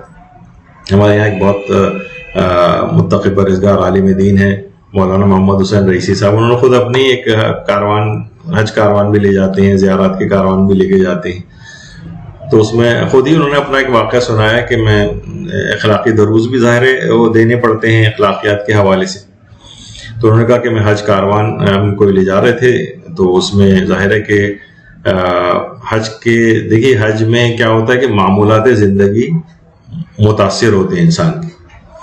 کہا جاتا ہے نا کہ دیکھیے 3 افراد ایسے ہیں کہ ان میں اگر آپ کو بےتابی، چڑچڑاپن نظر آئے، مثلا غصے میں نظر آ رہے ہیں آپ کو، تو وہ معاف ہے ان کے اوپر سے۔ یعنی مثلا ان میں ایک ہے مسافر، آپ کو ظاہر سفر اس کے معمولات زندگی متاثر ہو گئے۔ بہت سے لوگ تو پہلی دفعہ حج و زیارات کے اوپر جا رہے ہوتے ہیں، تو ہر معمول زندگی متاثر ہو گیا، ان کی نیندیں پوری نہیں ہو رہی ہیں، ان کو کھانا مرضی کے مطابق نہیں مل رہا، ان کی اور چیزیں جو ہیں متاثر ہو رہی ہیں، تو مسافر کو آپ کچھ نہ کہیں۔ اسی طرح سے مریض ہے، اب مریض جو ہے وہ چڑچڑا ہوا ہے، بدمزاجی کر رہا ہے، غصہ کر رہا ہے، معاف کرو اس کو۔ روزے دار ہے، اس کا بھی ہے، بیچارہ سگریٹ پیا کرتا تھا، اب سگریٹ پینے کو نہیں مل رہی، نسوار کہتا تھا وہ نہیں مل رہی ہے، اور کھانا پینا نہیں مل رہا ہے، پورے سال میں مستحب روزے رکھنے کے لوگ عادی نہیں رہے ہیں، اب رمضان جب آتا ہے تو ایک دم سے لوگوں کے اوپر ایک بوجھ پڑ جاتا ہے، تو کیا ہوتا ہے چڑچڑے ہو جاتے ہیں، سونے جاگنے کی ٹائمنگ متاثر ہو جاتی ہے۔ حج میں بھی یہی ہوتا ہے، سونے جاگنے کی ٹائمنگ متاثر ہیں، مرضی کا آرام نہیں مل رہا ہے، مرضی کا کھانا نہیں مل رہا ہے، مرضی کے بستر نہیں مل رہے ہیں، روم میٹس باقاعدہ اس طرح کے ہوتے ہیں۔ اب تو خیر یہ تو بہت ایک کمرے میں 4 6 افراد ہوتے ہیں، لیکن ان سے بھی مزاج نہیں مل رہا ہوتا، کوئی سگریٹ پی رہا ہے، دوسرا نہیں پی رہا ہے، وہ ناراض اور غصے ہو رہا ہے، مزاج نہیں مل رہے ہیں آپس میں، تو بہت سی چیزوں پر غصہ آتا ہے۔ اور یہ تو تھوڑے سے آپ کو ایسی تصویر دکھا دی گئی جو بہت ہی کسی اچھے ہوٹل کی، لیکن یہ کہ جو اس سے پہلے ذرا ہوا کرتے تھے تو ایک کمرے کے اندر 10 15 افراد بھی جو ہے وہ ٹھہرا کرتے تھے، اتنے سارے لوگوں جو کہ ہم مزاج بھی نہیں ہیں، تو چھوٹی چھوٹی باتوں پر آپس میں غصہ ہونے لگتا ہے۔ تو خود مولانا محمد حسین رئیسی صاحب فرماتے ہیں کہ میں نے غصے کے خلاف بھی وہاں تقریریں کی کہ دیکھیے غصہ نہ کریں، آپ کے زندگی معمولات متاثر ہوئے ہیں، ایک دوسرے کے کو برداشت کریں۔ کہنے اس کے بعد عرفات سے مزدلفہ اور مزدلفہ سے مینا کی طرف جب گئے تو آپ کو پتا ہے کہ مینا میں خیمے کتنا لوگ کلوز ایک دوسرے کے رہتے ہیں، اور ایک ہی جگہ کے اوپر اتنی زیادہ افراد موجود ہوتے ہیں، تو آپ کو بہت وہاں تو کروٹ لینے کی بھی جگہ نہیں ہوتی، یہاں تک کہ یہ سب بھی اٹھا کے پھینک دیے جاتے ہیں، ایک طرف رکھ دیے جاتے ہیں، کیونکہ ایک آدمی کے لیے اتنی بڑی جگہ نہیں ہوتی جتنی آپ کو نظر آ رہی ہے۔ تو بہت وہاں تو اگر کروٹ بھی اگر لینی ہوتی ہے مینا کے خیموں میں تو ایک دوسرے سے پوچھنا پڑتا ہے کہ بھائی اب میں کروٹ لینے والا ہوں۔ تو مولانا محترم کہہ رہے ہیں کہ جب میں خود خیمے کے اندر پہنچا تو سب لوگ لیٹے ہوئے تھے، ظاہر ہے عالم پہلے تو کہنے لگے مجھے کوئی غصہ آنے لگا کہ میرے لیٹنے کی کہیں جگہ نہیں تھی، کھڑا کھڑا مثلاً میں پھر رہا ہوں۔ تو بعض اوقات خود کسی عالم دین کو بھی غصہ آ سکتا ہے، کہنے پھر میں نے ریئلائز کیا کہ میں تو اسی موضوع پر ابھی تقریر کر کے آ رہا ہوں۔ تو دیکھیے بہت سے اس طرح سے چیزیں ہوتی کہ بہت سے لوگ غلط مشورے بھی دے دیتے۔ ایک صاحب تھے، وہ بیچارے ان کے گھر والے شادی نہیں کر رہے تھے ان کی، اس نوجوان کی، تو کسی دوست نے مشورہ دیا کہ تم نے خوب غصہ کرو گھر جا کر، غصہ جب تم کرو گے تو گھر والے مجبور ہو کے تمہاری شادی کر دیں گے. اس نے اپنے دوست کو بعد میں فون کیا تو دوست نے کہا کہ تم نے بھائی وہ غصہ نہیں کیا گھر میں؟ کہا بھائی غصہ ہی کیا تھا, گھر والوں نے غصے کی وجہ نکال دیا, میں مسجد میں بیٹھا ہوا تم کو فون کر رہا ہوں. تو دیکھیے یہ سب چیزیں اس قسم کی ہیں کہ آدمی اپنے آپ کو دیکھے کہ اسے کبھی آگے چل کر ہم اس بات کو ذکر کریں گے غصہ کب کرنا چاہیے اور پر صحیح ٹائم اس کا کیا ہے. اچھا غصہ جو ہوتا ہے بھی اس کی کوئی وجوہات بھی بیان کر رہے تھے. بہت سے ماہرین کہتے ہیں کہ پانی کم پینے سے بھی غصہ جو ہے وہ بڑھتا ہے. عام طور پہ دیکھا گیا کہ وہ افراد کہ جو کہ پانی کم پیتے ہیں ان کے اندر غصہ زیادہ ہوتا ہے. یا مثلا جو ورزش کرنے کے اتنے عادی نہیں ہوتے, بچوں بھی آج کل یہ ہو گیا ہے والدین ان کے فزیکل ان کی ایکسرسائز کی طرف کوئی توجہ نہیں ہے کہ ان کو شام کے وقت پارک لے کے جائیں, ان کو باہر لے کر جائیں جہاں وہ اپنی انرجی کو نکالے. بچے بس بیٹھے ہر وقت موبائل فون یا ٹی وی اس کے اوپر لگایا ہوا ہے. والدین بھی اطمینان ہو جاتا ہے کہ چلو یہ بیٹھا ہوا گھر میں ہمارے سامنے ہی ہے اور کہیں ادھر ادھر آ جا نہیں رہے. تو یہ خود ایک بہت بڑا ایک ایسی چیز ہے. اس میں بھی ماہرین کہتے ہیں ورزش نہ کرنا کہ وہ پازیٹیو جگہ اپنی انرجی کو نکال نہیں رہا. اسی طریقے سے جو وہ افراد ہیں جو مثلا گھر میں اسی طرح سے ہیں, وہ مرد حضرات بھی اگر ورزش نہیں کر رہے ہیں تو ان کے ساتھ مرد یا خواتین, تو ورزش نہ کرنے سے بھی غصے کے اندر ایک اضافہ ہوتا ہے. پازیٹیو جب ہم اس کی کہ غصے پر قابو پانے کے جب طریقے بیان کریں گے تو اس میں کون سی فزیکل ایکسرسائز ایسی ہیں کہ جو روزانہ اگر انسان کرے تو اس کا غصہ کم ہوتا چلا جاتا ہے. وہ آگے چل کر آج تو نہیں لیکن جو نیکسٹ ہماری گفتگو ہوگی اس کے اندر آئے گا. لیکن ان تمام چیزوں سے آپ کو واقف ہونا چاہیے کہ جب جا رہے ٹریٹمنٹ اس کا اس لحاظ سے بتائیں گے کہ غصے کو کم کیسے کریں, تو یہ سب چیزوں کو سن کر آپ اس طرف جب جائیں گے تو آپ اس علاج کو کرنے کے لیے کو دماغی طور پر قبول کریں گے. ایک اور بڑی وجہ جس سے انسان غصہ کرتا ہے وہ ہے میڈیا پر دکھایا جانے والا غصہ اور وائلنس وغیرہ جو تشدد دکھایا جاتا ہے. اس سے بھی انسان غصہ سیکھتا ہے. دیکھیے بچے اور جوان آج کل جو والدین کے ساتھ بڑے زبان چلا رہے ہوتے ہیں کہ ان کو کثرت کے ساتھ اولاد جو ہے والدین کے ساتھ چیختی چلاتی اور غصہ کرتی ڈراموں میں نظر آ رہی. بیویاں شوہروں کے اوپر چیختی چلاتی نظر آ رہی. یہ جتنے بھی سوشل موضوعات کے اوپر جتنے بھی آپ ڈرامے دیکھتے ہیں اس میں دیکھیں کس قدر اس کے اندر انسان ایک دوسرے کے اوپر چیخ چلا رہا ہوتا ہے. وہی اچھا کیا ہوتا ہے, یہ جو بیٹھے گھنٹوں کے لیے ڈرامے خواتین بھی دیکھ رہی ہیں اور مرد حضرات اور یہ بچے وغیرہ بھی دیکھ رہے ہیں, یہ سب چیزیں سیکھ رہے ہیں اس سے. یہ جو لڑکی ابھی دیکھ رہی ہے یہ چیزیں سیکھ رہی کہ اس طرح سے شوہر کے اوپر چیخا جاتا, یا لڑکا سیکھ رہا ہے کہ بیوی پہ ایسے چیخا جاتا, والدین پہ ایسے چیخا جاتا ہے. آپس میں اگر آپس میں احترام دکھایا جائے, مثالی گھرانے دکھائے جائیں. ہمارے اچھے ڈرامے تو ہوتے ہی نہیں نا, صرف برائی کے پہلوؤں کو صرف اجاگر کرنے والے ڈرامے. کہتے ہیں بھائی دیکھیے یہ تو معاشرے کے اندر چیزیں ہو رہی ہیں نا, تو اس وجہ سے ہم وہی تو چیز پیش کر رہے ہیں. اور بھائی معاشرے کے اندر جو اچھائی اور نیکی والی چیزیں ہوتی ہیں وہ بھی تو لوگوں کو دکھاؤ, اور اس سے بھی تاکہ لوگ اس کو دیکھ کے اس کا اثر قبول کریں. دیکھیے اصلاً کہا جاتا ہے کہ جو غصہ ہے نا اصل میں بے بسی کا ایک رد عمل ہے.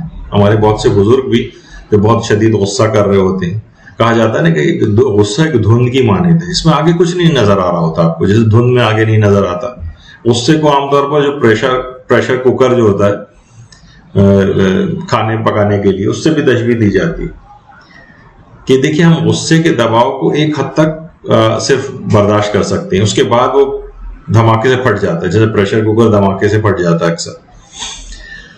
تو غصے کو ایک حد تک صرف دباؤ انسان برداشت کرتا. اچھا والدین بھی جب اپنے بچے یا جوان اولاد کے سامنے خود کو بے بس محسوس کرتے ہیں تو ان کو غصہ آتا ہے. اور اچھا خود بڑھاپا بھی ایک وجہ ہے. والدین جو غصہ کر رہے ہیں, دیکھیے جب بھی اولاد کو اف نہ کرنے کا حکم ہے.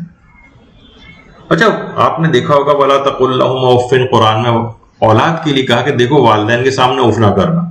دیکھیے اولاد کب والدین کے سامنے اف کرے گی, یعنی اس کا مطلب یہ ہے کہ یہ بات تقریباً انڈرسٹوڈ ہے, اگرچہ آیت کے اندر نہیں آئی ہے, کہ والدین سے ایسی باتیں کچھ بڑھاپے کی وجہ سے ہوں گی کہ جس پہ تم کو غصہ آئے گا.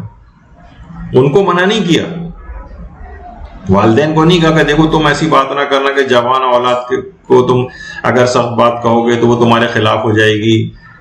ان کو نہیں کہا ہے بلکہ اولاد کو سمجھا ہے. معلوم تھا کہ یہ اپنی بڑھاپے کی اس عمر پہ آ کر اس قدر چڑچڑاپن ان کے اندر آ جائے گا, ان کو سمجھانے کی ضرورت نہیں ہے بلکہ اولاد کو سمجھاؤ. معلوم ہے کہ یہ ایسا کچھ نہ کچھ ضرور کہیں گے کہ آپ کو غصہ آئے گا, تو اولاد کو صرف یہ بات کہی کہ خبردار تم اف تک نہ کرنا. تو بڑھاپے کی بھی وجہ ہو سکتی ہے. کہا جاتا ہے نا, ایک بوڑھے صاحب تھے, وہ ایک ڈاکٹر کے پاس گئے, کہا کہ ڈاکٹر صاحب میری نگاہ کمزور ہو گئی, کیا وجہ ہے؟ ڈاکٹر نے کہا بڑھاپا. کہا ڈاکٹر صاحب لیکن مجھے کم سنائی دینے لگا آج کل, اس کی کیا وجہ ہے؟ کہا اس کی وجہ بھی بڑھاپا ہے. ڈاکٹر صاحب کمر بھی جھک گئی ہے, کہا اس کی بھی وجہ بڑھاپا ہے. ڈاکٹر صاحب جوڑوں میں بڑا درد ہونے لگا ہے, کہا بڑھاپا ہے. بوڑھے کو غصہ آ گیا. کہا وہ جاہل ڈاکٹر, تجھے بڑھاپے کی گردان کے علاوہ بھی کچھ آتا ہے یا نہیں؟ تو ڈاکٹر صاحب نے کہا کہ بزرگوں, اس غصے اور غضب کی وجہ بھی بڑھاپا ہی ہے جو آپ کو آ رہا ہے. تو بہرحال دوسرے لوگ اس بات کا احساس کریں, دوسرے احساس کریں کہ یہ بزرگ ہو گئے ہیں, اب ان سے یہ چیزیں ہوں گی, برداشت کریں ان کی بات کو. آپ بھی جب اس مرحلے پر پہنچیں گے تو آپ کے ساتھ بھی ایسا ہی ہوگا, سوائے اس کے کہ آپ نے یہ درس سن رکھا ہو, جب یہ اور اگلا والا, کہ جس میں آپ کو اس بات کا احساس دلایا جائے گا کہ اپنے آپ ذرا ٹیمپر کو ذرا کول مائنڈڈ رہیے اور اپنے اس کو نیچے کی طرف رکھیں, ہر وقت گرم نہ ہو جائیں دماغی طور پر. تو دیکھیے جو رشتے ہیں نا, خاندانی رشتوں میں معافی کا ایک بہت بڑا فیکٹر ہے, معاف کرنے کو. کہا جاتا ہے جس طریقے سے مشین کو چلانے کے لیے دیکھیے تیل کی ضرورت ہوتی ہے, اسی طرح سے رشتوں کی جو فرکشن ہوتی ہے نا, اس کو دور کرنے کے لیے معافی کی ضرورت ہوتی ہے. رشتوں میں بھی فرکشن ہوتی ہے, کتنے قریب ترین رشتے ہیں ان کے اندر بھی یہ مزاحمت اور فرکشن ہوتی ہے. اس میں جو سمجھیں, جو اس میں لوبریکیشن جو چیز کرتی ہے, ان کی فرکشن کو کم کرتی ہے, وہ معافی کی ضرورت. معافی, معاف کریں, نظر انداز کریں. جیسے ابھی آپ نے سنا کہ گھر میں غصہ کرنا گویا اس کو ویران کرنا, یعنی ساتھ رہنے والے جب غصہ کرنے لگیں اور لڑنے جھگڑنے لگیں تو پھر یہ ہوتا یہی ہے کہ پھر وہ ایک دوسرے سے الگ ہو جانے میں وہ عافیت محسوس کرتے ہیں, چھوڑ کر چلے جاتے ہیں. گھر میں ساتھ رہنے میں کتنی سارے فائدے ہوتے تھے. مثلا ایک ساتھ بہت سارے افراد رہ رہے ہیں, معاشی کتنے فائدے ایک دوسرے کے ساتھ ہوتے ہیں. جناب بل جو ہیں وہ ڈسٹریبیوٹ ہو جاتے ہیں اور خرچہ کم ہوتا ہے, اور بہت ساری اس طرح کی چیزیں ہوتی ہیں, ایک دوسرے سے کتنی ہیلپ ہوتی ہے. اگر الگ ہو جاتے ہیں تو آپ کو سارا بوجھ آپ کے اوپر آ جاتا ہے, مالی بوجھ آپ کے اوپر آ جاتا ہے. اگر یہ سب لوگ مل جل کر آپس میں اچھی طریقے سے رہ رہے ہوں تو کتنی ساری چیزوں کے اندر ان کو فائدہ ہوتا ہے.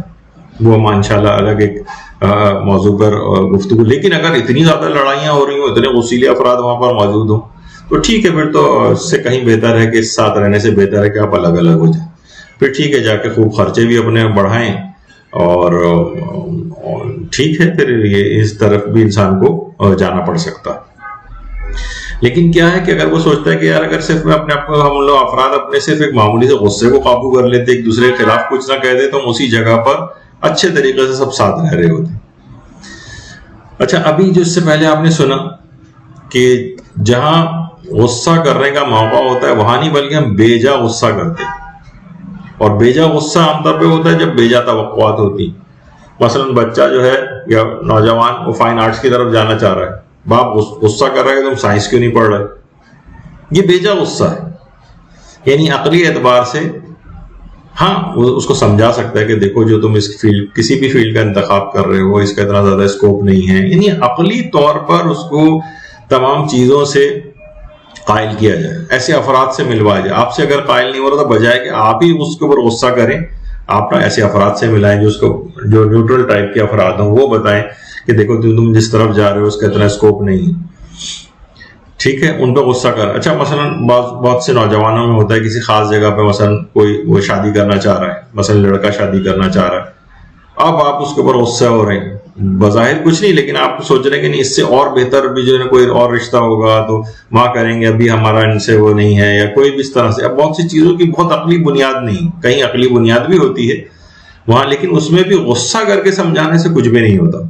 وہ بالکل ایک الگ پارٹی بن جائے گا, بالکل ایک الگ آپ سے وہ ہو جائے گا, آپ سے اس کا اگر لیکن ٹھنڈے دماغ سے بیٹھ کے اگر اس سے بات کریں گے, دلائل اپنے دیں گے, تو وہ سوچ بچار کرے گا. لیکن جہاں آپ نے غصہ دکھایا وہاں بس وہ اس کے اندر بھی کہ ریزسٹنس آ جائے گی، وہ آپ کو اپنا دشمن سمجھے گا اور پھر جو بھی اقدام کرنا ہے خود کرے گا. ہاں اگر کوئی کہا جاتا ہے نا کہ غصہ کرنے کی واقعی کرنا ہے تو اپنے نفس پر غصہ کیجیے. آپ کہیں کہ اے گناہ گار، کتنی مرتبہ، ہزاروں لاکھوں مرتبہ تو خدا کی نافرمانیاں کر چکا ہے، تو کب سچی توبہ کرے گا؟ کب تو گناہ کرنا چھوڑے گا؟ خود پر غصہ کیجیے، پھر دیکھتے ہیں کہ کیا ہوتا ہے. ہاں کب غصہ کرنا ہے؟ احکام الہی کو پائمال ہوتے ہوئے دیکھ کر غصہ بنتا ہے. وہ روایات میں ملتا ہے نا کہ تم لوگ مذمت کی گئی ہے معصوم کی طرف سے کہ جب خدا کے احکامات پائمال ہوتے ہیں تو تم بڑے غصہ کرنے لگتے ہو، اور جب احکامات خداوندی کی بات آتی ہے تو اس وقت تو غصہ نہیں کرتے، لیکن جب اپنے خاندانی رسم و رواج ٹوٹتے ہیں تو اس وقت تم بڑا غصہ کرتے ہو. یعنی جو مفہوم روایت کا ایسے بنتا ہے. تو اس موقع پر کریں نا جب احکام الہی پائمال ہو رہے ہیں، گناہوں سے بھرپور شادیاں اور تقریبات ہو رہی ہیں. ایک ہمارا ایک موضوع پہ درس بھی ہو چکا ہے، شب شادی شب گناہ کبیرہ کے نام سے. یعنی اس میں تمام گناہ کبیرہ کی لسٹ بتائی گئی ہے جو اسی چھتری کے نیچے آتی ہیں. یہ جو شادی ہو رہی ہے اور بڑی تقریبات ہو رہی ہیں، اس کے اندر کس قدر گناہوں سے بھرپور یہ شادی ہوتی. تو اس میں غصہ آنا چاہیے. مکس گیدرنگ کو دیکھ کر غصہ آنا چاہیے، بزرگوں کو غصہ. البتہ یہ ضرور ہے، وہ بھی ہم اس پر کبھی الگ سے گفتگو کریں گے کہ اس کے لیے پہلے سے اقدامات لینے ہوں گے. یہ نہیں کہ عین اسی وقت غصہ نکال رہے ہوں، عین اسی وقت تقریب شادی کے اندر آپ نے غصہ کرنا شروع کر دیا اور سب کو وہ کر رہے. نہیں، پہلے سے اس کے اقدامات کریں. دیکھیے ہمارے رسول اکرم اور ائمہ سلام اللہ صلی علی محمد وآلہ، وہ بھی غصہ کرتے تھے، لیکن کیا تھا؟ احکام الہی کو پائمال جب ہوتے دیکھتے تھے تو غصہ کرتے تھے. روایت میں پیغمبر کی حالت بیان ہوئی ہے کہ کان الرمانہ اسرا علی وجہہ صلی اللہ علیہ وآلہ وسلم، ایسا لگتا تھا کہ گویا چہرے پر انار نچوڑ دیا گیا. مولا علی کے متعلق ملتا ہے علیہ الصلوۃ والسلام کہ شبہ مذہب، گویا غصے سے انگارہ بن جاتے تھے. لیکن کیا تھا؟ وہ اسلام کے لیے غصہ ہوتا تھا. ورنہ آپ نے دیکھا کہ وہ جس نے گستاخی کی تھی، جب مولا اس کے جنگ میں اس کے سینے پر چڑھ کر بیٹھ گئے تھے اور اس نے گستاخی کی تھی تو مولا اس کے سینے پر سے اتر گئے تھے. حالانکہ یہ والی گستاخی کوئی کرتا تو ہر شخص غصے سے پاگل ہو جاتا، لیکن نہیں. تو غصے کو بہرحال ابھی کہا جاتا ہے کہ صحیح جگہ پر غصہ کرنے کا ہنر انسان سیکھے. غصے کو کہا جاتا ہے غصہ تلوار کی طرح سے. تلوار اپنے دفاع میں چلائی جاتی ہے، لیکن انسان اگر اناڑی ہو اور تلوار کو ایسے ادھر ادھر گھما رہا ہو ادھر طریقے سے تو خود کو زخمی کر لیتا. مجھے یاد پڑتا جب ہماری NCC کی ٹریننگ ہوتی تھی انٹر وغیرہ کے دور میں، تو اس میں لائٹ مشین گن بھی چلانی سکھاتے تھے. اس میں یہ ہوتا تھا کہ اگر آپ نے کندھے پر دبا کر اس کو نہیں چلایا تو اتنا زور کا جھٹکا لگتا تھا کہ بہت سے لوگوں کے کندھے اتر جاتے تھے، بہت سے طالب علموں کے. تو کیا ہے؟ یعنی غصہ کو صحیح جگہ کرنے کا ہنر آنا چاہیے. کہا جاتا ہے کہ یعنی اس طرح سے مثلا غصہ ایسی جگہ ہونا چاہیے جہاں عقل تائید کرے. ایسی نہیں ابھی میں نے اگر کوئی کسی مثالیں دینی شروع کریں تو پورا درس اسی میں ختم ہو جائے گا. جیسے ابھی کہا کہ بچہ کچھ پڑھنا چاہ رہا ہے، آپ غصہ کر رہے ہیں کہ نہیں تم یہ پڑھو. وہ کہیں رشتہ کرنا چاہ رہا ہے اور کوئی بہت زیادہ ایسی قباحت بھی نہیں ہے، لیکن آپ اس کے اوپر غصہ کر رہے ہیں اور شادی نہیں ہونے دے رہے. تو انہیں عقل بھی تائید کرنی چاہیے. کسی اوقلا کے سامنے رکھیں تو کہیں گے ٹھیک ہے، ان کا اختیار ہے، ان کو کرنے دو. اور اگر کوئی بہت بڑی کوئی خرابی لازم آ رہی ہے وہاں پر تو آپ اس کو دلائل کے ساتھ قائل کریں. اچھا، اسی طرح سے مثلا جب غصہ انسان کرے تو وقت اور جگہ بھی اس کا موضوع جگہ پہ ہونا چاہیے. مثلا بچے کو یا جوان کو اس کے دوستوں کے سامنے اگر آپ غصہ کرنے لگے اور ڈانٹنے لگے، یہ موضوع جگہ نہیں تھی. اس سے معاملات اور خراب ہوں گے. کوئی فائدہ نہیں ہے غصہ کرنے کا، وہ بے عزتی محسوس کرے گا اپنی. اسی طرح سے مثلا شادی کی تقریب ہے، اس وقت آپ نے غصہ کرنا شروع کر دیا کہ یہ کیا مکس گیدرنگ ہو رہی ہے اور یہ کیا ہو رہا، چیخنا چلانا وہاں پہ. نہیں، اس وقت بدمزگی ہو جائے گی. آپ اس کو پہلے سے دیکھیں گے، ظاہر ہے یہ مذہبی افراد نہیں ہیں یا دین کا اس طرح سے معلومات نہیں رکھتے ہیں، تو آپ پہلے سے ان کو فون پہ بات کریں کہ اس موقع پر یعنی وہ مناسب جگہ نہیں تھی وہ بدمزگی کرنے کی. مثلا کوئی بچہ ہے، وہ کوئی ٹی وی پروگرام پسند کا پروگرام دیکھ رہا ہے یا کھیل رہا ہے، اسی وقت آپ نے ٹیوشن ٹیچر کو ہی لگا دیا وہاں پر. اب دیکھیے کیا ہوگا کہ اس طرح سے جو بچہ جو ہے وہ اس وقت اگر آپ اس کے اوپر غصہ کریں گے کہ تم اس وقت پڑھو بیٹھ کے، تو یہ مناسب وقت نہیں تھا، نہ غصہ کرنے کے اعتبار سے تھا. مثلا جو کھیل کا ٹائم ہے اس کے ہو سکتا ہے بچے کے کھیل شام کو اس کو کھیلنے کا ٹائم، آپ نے اسی وقت لگا دیا اس کو، یہ مناسب بات نہیں. اچھا اسی طرح سے غصہ ضرورت سے ضروری حد تک بس ہو، اس سے زیادہ تجاوز نہ کر، یعنی پروپورشنل ہونا چاہیے. دیکھیے کبھی کبھار گھور کر دیکھنے سے بھی کام چل جاتا ہے. وہ ضرور ہے کہ اب ہم نے اس طرح سے کر لیا ہے کہ اتنا چیخ چلا کے اپنی باتوں کے اثر ہی ختم کر دی. دیکھیے بعض اوقات یہ ہوتا ہے کہ انسان واقعی گھور کے بھی دیکھ لے تو کام ہو جاتا ہے، آنکھیں دکھا کر بھی کام ہو جاتا ہے، ہلکی سی ڈانٹ سے بھی کام چل جاتا ہے. نہ تو بالکل ہی ہومیوپیتھک غصہ ہو، یعنی مقصد ہے کہ اس کا کوئی اثر ہی نہ ہو، اتنا کم ہو کہ فائدہ ہی نہیں ہو رہا، نہ اتنا ہو کہ جناب بس اب سرجری کرنے کی ضرورت پیش آ رہی، یعنی وہ مکھی ہے اس کو آپ اخبار سے بھی مار سکتے ہیں لیکن آپ پورا ایٹم بم مار رہے ہیں اس کو مارنے کے لیے. تو چھوٹی باتوں پہ یعنی دیکھا جائے کہ یعنی غصہ پروپورشنل، ضرورت سے زیادہ نہ ہو، تجاوز نہ کرے، تو پھر اس کی اثر پذیری ہوتی. اسی طرح سے ہے کہ غصے کے اظہار میں کبھی ہوتا ہے کہ دیکھیے نرم لہجے میں بھی سخت بات کی جا سکتی، اور کبھی سخت لہجے میں نرم بات بھی کی جا سکتی. ایسے الفاظ کہے جا سکتے ہیں سخت لہجے میں نرم الفاظ، وہ ہم آگے چل کر جب غصہ کنٹرول کرنے کے طریقے بیان ہوں گے 100 چیز آئے گی. تو کچھ چیزیں ایسی ہیں غصے کے اندر کہ جن کا خیال رکھنا چاہیے، جیسے کہ ابھی بیان ہو. ابھی اس سے پہلے جب ہم نے ذکر کیا تھا غصہ ممدوح بھی ہوتا ہے، مذموم بھی ہوتا ہے. لیکن ممدوح کب ہوتا ہے؟ اپنی جان و مال و عزت بچانے کے لیے، اپنے اہل خانہ اور ان کے کو بچانے کے لیے، ان کے دین کو بچانے کے لیے، اپنے اور ان کے دین کو بچانے کے لیے، اپنے وطن کے دفاع کے لیے. اس میں اگر کسی کو ظاہر غصہ آ رہا ہے تو یہ پسندیدہ ممدوح، یعنی ایسا غصہ جو عقل کے تابع ہے، نفع بخش غصہ ہے. یعنی آپ نے غصے کا رخ صحیح طرف موڑا ہے، یہ نہیں کہ اس غصہ کا رخ موڑ کے اپنے ہی گھر والوں، اپنے ہی مومنین، اپنے ہی بیوی بچوں کے اوپر جو ہے انسان نکال رہا ہوں. تو دیکھیے اپنے گھر میں انسان اتنی زیادہ اکڑ نہ دکھائے، یعنی ہے انشاءاللہ جب ہم آگے چل کے گفتگو آئے گی، بعض اوقات مرد حضرات زیادہ غصہ کرنے، عورتوں کے غصے بھی کر رہی ہوتی ہیں لیکن بہت اتنا اثر نہیں ہوتا اس لحاظ سے، لیکن مرد غصہ اگر کریں تو بہت زیادہ گھر کے اندر گھر کا ماحول اور زیادہ خراب ہوتا ہے. تو وہ اپنے مردانگی کو اور اس لحاظ سے جو اس کم جذباتی مرد کو پروردگار نے بنایا ہے عورتوں کی نسبت، تو وہ اس صفت کو اس طرف نہ لے جائے کہ وہ اتنا ہی جذباتی ان جیسا بننے کی کوشش کرے.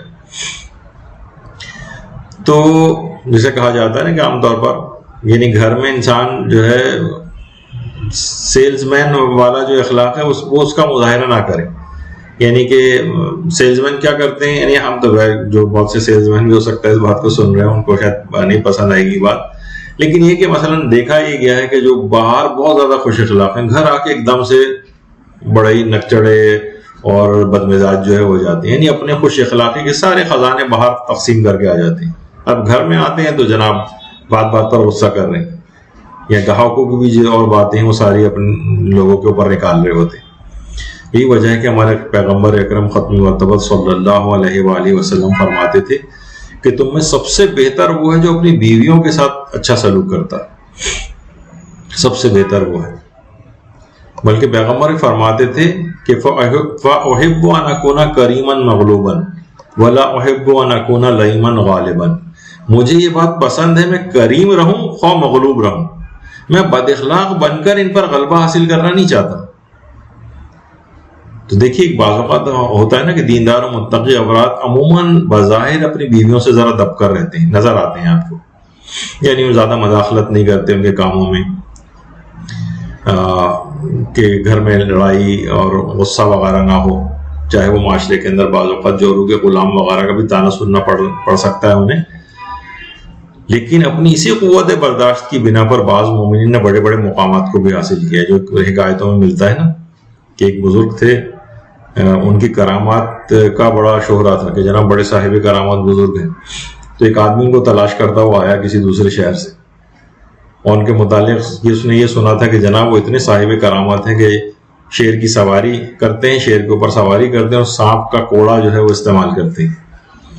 اچھا جب وہ تلاش کرتے کرتے ان کے گھر پر پہنچے تو دیکھا کہ ان کی بیوی دروازے پر آئی اور پوچھا کیا بات ہے. تو انہوں نے پوچھا کہ میں ان بزرگ کی تلاش میں آیا ہوں, وہ اس وقت کہاں ہے؟ کہنے لگے وہ ان کی بیوی تھی. تو کہنے لگے ارے اس مکہ ریار اور ریاکار کو تم تلاش کرتے آئے ہو, کس چکر میں تم پڑ گئے؟ اور بڑی برائیاں کی. وہ شخص بھی سخت پریشان ہوا کہ میرے تو سارے شہروں سفر کر کے جو میں آیا ہوں ساری محنت میری پوری سفر کی بیکار ہو گئی. تو بہرحال وہ بیچارہ مایوس ہو کے جانے لگا تو اس کے محلے والوں نے اس کو روکا. اس بزرگ کے محلے والے جو تھے کہا کہ دیکھو اس عورت کی باتوں پر بھروسہ نہ کرو, یہ بہت اصیلی اور بد مزاج ہے. اسی وقت وہ دیکھا کہ وہ بزرگ شیر کی سواری اور سانپ کا کوڑا لیے ہوئے شیر کے اوپر بیٹھے ہوئے آ رہے ہیں. اچھا مولانا روم نے بھی اس حکایت کو لکھا ہے. وہ شخص جا کر ان کے قدموں میں گر گیا کہ حضور آپ کی بیوی آپ کے متعلق یہ رائے بیان کر رہی تھی, میں تو گمراہ ہو گیا تھا, مجھے معاف کر دیجئے, میں تو بدگمانی کا شکار ہو گیا. تو وہ بزرگ مسکرائے اور ہنس کر کہا کہ اس کی اسی بد مزاجی اور غصیلی طبیعت پر غصہ کرنے کے بجائے میں نے صبر و ضبط سے کام لیا ہے, جس کی وجہ سے آج مجھے کرامت نصیب ہوئی کہ میں شیر جیسے درندے پر سواری کر رہا ہوں, سانپ جیسے موذی میرے ہاتھ میں کمزور رسی کی طرح سے اللہ نے میرے لیے مسخر کر دیا. یہ کرامت اس کی بد مزاجی اور غصیلی طبیعت پر صبر کرنے کا انعام ہے. تو اگر میں یہ اپنے غصے کو کنٹرول نہ کرتا اس کی باتیں سن کر صبر نہ کرتا تو آج یہ شیر نر میری بیگاری نہ کر رہا ہوتا.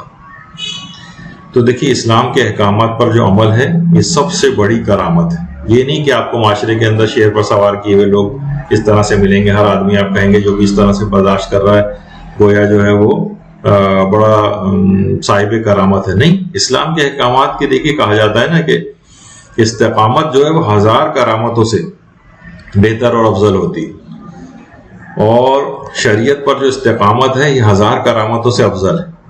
یعنی سب بہت بڑی چیز ہے. کہا جاتا ہے نا کہ کوئی شخص تھا وہ بہت عرصے تک ایک عالم کی خدمت میں رہا کہ چلو ان کے پاس رہتے ہیں. پہلے زمانے میں اس طرح سے رہا کرتے تھے. جب 10-15 سال بعد کہنے لگا اب میں جا رہا ہوں آپ کے پاس سے, کیونکہ میں نے آج تک کبھی آپ کو کوئی کرامت دکھاتے نہیں دیکھا.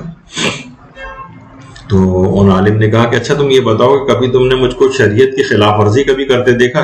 کہا کہ نہیں, شریعت کی خلاف ورزی تو کبھی نہیں کرتے دیکھا. تو کہا کہ کیا اس سے بڑھ کر بھی کوئی کرامت ہو سکتی ہے کہ انسان 10-15 سال کسی کے ساتھ رہے اور کوئی شریعت کے خلاف عمل کرتے نہ دیکھے؟ تو یہ مقصد نہیں ہے کہ اس کا کہ آپ کوئی توقع یہ کریں کہ کوئی بہت بڑی کرامتوں کا ویسا ظہور ہونے لگے گا. اصل میں شریعت پر عمل اور اسلامی احکامات کے مطابق عمل یہی سب سے بڑی کرامت ہے. تو ہمارے عام طور پر کہا جاتا ہے کہ مرد عارف وہی ہے کہ جو کہ اس قسم کا ہو کہ جناب وہ کوئی کرتب بازی وغیرہ جو ہے وہ دکھا رہا ہو. تو یہ دماغ میں یہ بات رہنی چاہیے. تو بہرحال آپ نے آج دیکھا کہ غصہ اور غضب کے کتنے تباہ کن نتائج, جس کے کس قدر تباہ کن اثرات ہوتے ہیں. اور اگلی نشست میں یہ تمام باتیں سننے کے بعد اب آپ کا دماغ اس طرف پر مائل ہو جائے گا کہ کبھی ایسی صورتحال ہمارے ساتھ پیش آ جائے کہ ہمیں غصہ ہو تو ہم اس غصے کو کنٹرول کیسے کریں. تو یہ ہماری انشاءاللہ اگلی گفتگو کا عنوان ہوگا. لیکن اس گفتگو سے پہلے یہ گفتگو کرنا بہت ضروری تھی تاکہ آپ کو اس خطرناک اخلاقی برائی, اس کے عواقب اور اس کے نتائج سے آگاہ کیا جا سکے, تاکہ دماغ اس بات کو قبول کرنے کے لیے تیار ہو جائے کہ ہمیں ہر صورت اس مرض سے اپنا پیچھے چھوڑانا ہے. یہ جو ہر وقت غصے میں رہنے کی کیفیت ہے, گھر تباہ برباد ہو رہے ہیں, بچے تباہ برباد ہو رہے ہیں, خاندانی سسٹم تباہ برباد ہو رہے ہیں اس غصے اور غضب کی وجہ سے. اس کے کازز کی طرف بھی دماغ رکھیے اور اس کی علامتوں اور اس کے عواقب اور نتائج کی طرف نگاہ رکھیں. پھر اس کے بعد اس کو ختم کیسے کریں یا اس کا رخ کیسے موڑیں یا اس کو کم کیسے کریں, اس کے طریقہ کار انشاءاللہ اگلی گفتگو میں ہم بیان کریں گے. وصلی اللہ علی محمد وآلہ الطیبین الطاہرین. اللہم صل علی محمد وآل محمد وعجل فرجہم.